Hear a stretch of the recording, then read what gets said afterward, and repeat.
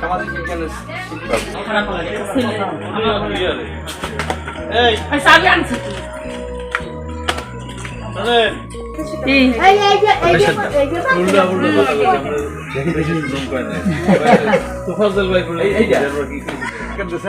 সে বলছে যে তার ছোট বোন যে মাসুম এবং তার স্বামী যে ব্যবসায়ী তারা যে বাসায় থাকে, নগদ বেশ কিছু টাকা ছিল, আর সামান্য কিছু স্বর্ণলঙ্কার ছিল, আর মূল্যবান কাপড় চুপড়।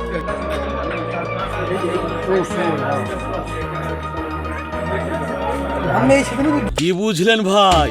অনলি যেটাই চাই। জানানোর পরে কালকে অনেক কিছু জানাই নি দেখে আমি দাঁড়িয়ে খেয়েছি।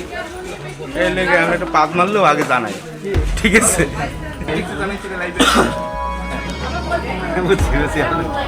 আমি তো বলি যে প্রথম সকালবেলা